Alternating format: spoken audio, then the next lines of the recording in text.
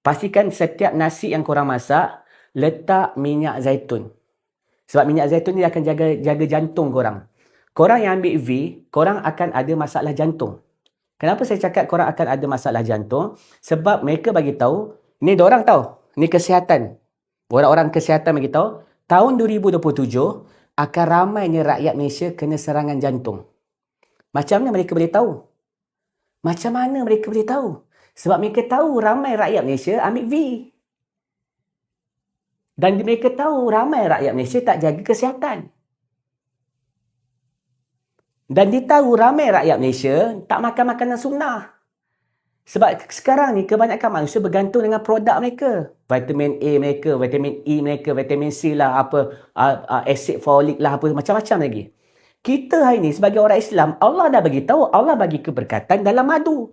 Madu adalah ubat kepada manusia. Tapi kita ingkar, kita sombong dengan Allah. Kita nak kepada teknologi ni. Nampak tak? Kita hari ni munafik sebenarnya. Kita kata sayang Allah, kita kata sayang Nabi, tapi kita tinggalkan makanan yang berkat ni.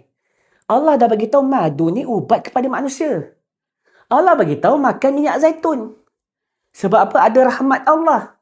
Sebab tu saya bagi tahu korang yang ambil V nak dapatkan rahmat Allah, korang kena makan 3 benda ni. Dia bukan setakat jaga makan saja, sebab korang nak dapat kesihatan yang baik, semua ada asbab. Dia bukan setakat doa, lepas tu kehidupan korang terus jadi sihat. Tak, dia mesti ada asbab. Mesti ada asbab.